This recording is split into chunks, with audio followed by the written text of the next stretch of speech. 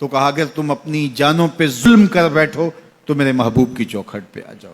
اور یہ حضور کی حیات طیبہ میں بھی تھا، ظاہری حیات میں بھی، کہ حضور کے پاس جائیں جب اپنی جانوں پہ ظلم کر بیٹھیں، جس طرح حضرت ابو لبابہ سے ہوا. آج مسجد نبوی کے اندر ریاض الجنہ میں ایک ستون ہے، جس ستون کا نام ہے استوانۃ ابی لبابہ وتعرف بالتوبہ، معروف ہے ستون توبہ کے نام سے. حاجی جب جاتا ہے تو اس کی خواہش ہوتی ہے ریاض الجنہ میں جگہ مل جائے. ریاض الجنہ میں چلا جائے تو اس کی عرض ہوتی ہے کہ استوان ابی لبابہ کے پاس 2 نفل مل جائیں توبہ کے.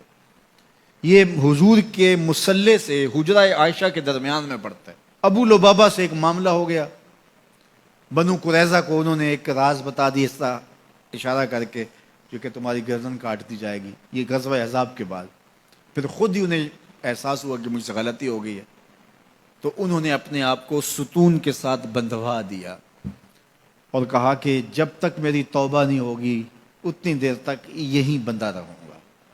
تو حضور نے دیکھا تو اب چونکہ انہوں نے قسم کر لی تھی، فرمایا ٹھیک ہے جس طرح اللہ کا حکم آتا ہے.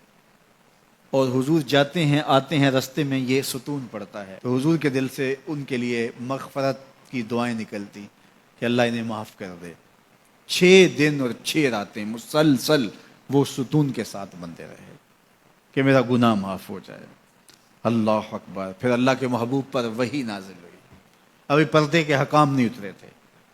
سیدہ ام سلمہ رضی اللہ تعالی عنہا نے کہا کہ حضور اگر اجازت ہو تو میں انہیں خوشخبری دے دوں. تو فرمایا ٹھیک ہے. تو وہ دروازے پر آئیں اور کہا کہ ابو لبابہ تمہاری توبہ قبول ہو گئی. تو صحابہ دوڑے ان کی رسیاں کھولنے کے لیے. ابو لبابہ نے کہا خبردار کسی نے میری رسی کھول لی. یہ رسیاں حضور اپنے ہاتھوں سے ہی کھول لیں گے. پھر فجر کی نماز کے وقت حضور تشریف لائے تو حضور نے رسیاں کھولیں.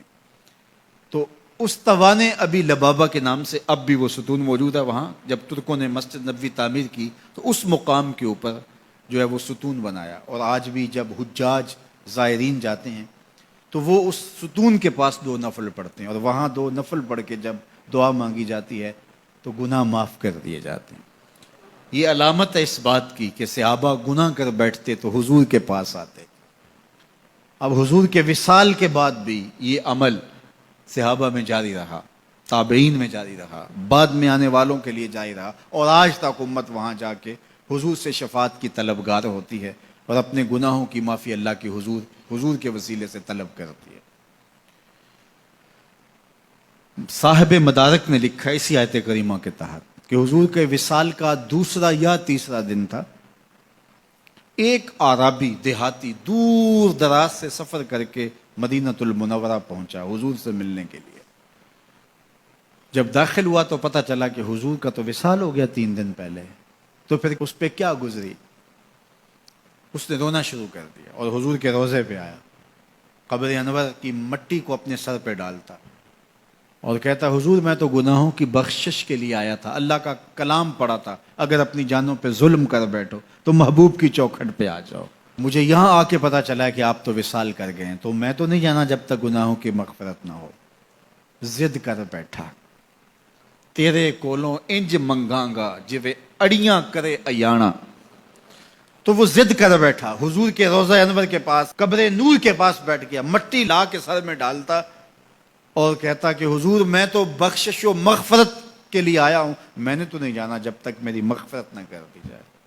تو صاحب مدارک نے لکھا ہے فنودی من القبر انہ قد غفر لک، قبر نور سے آواز آئی جا تیرے گناہ معاف کر دیے گئے. یہ حضور کے وصال سے 3 دن بعد کی کہانی ہے.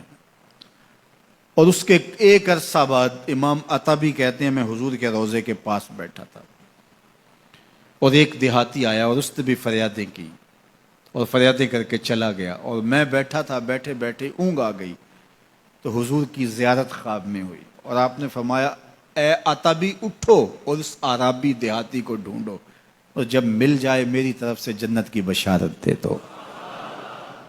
مجرم ہو تو منہ اشکوں سے دھوتے چلے آؤ، مجرم ہو تو منہ اشکوں سے دھوتے چلے آؤ، آؤ در تواب پہ روتے چلے آؤ. قرآن میں مذکور ہے بخشش کا طریقہ، سرکار کی دہلیز سے ہوتے چلے آؤ. کہا جرم کر بیٹھو تو محبوب کی چوکھٹ پہ آ جاؤ. پھر کیا ہوگا؟ لَوَجَدُ اللَّهَ تَوَّابًا رَحِيمًا. تم تو گناہوں کی معافی لینے آئے تھے لیکن محبوب کو ساتھ لے آئے ہو، لہٰذا وسیلہ حضور کا ڈالا ہے تو گناہ تو معاف ہوں گے ہی ہوں گے، اضافی رحمتیں بھی عطا کر دی جائیں گی.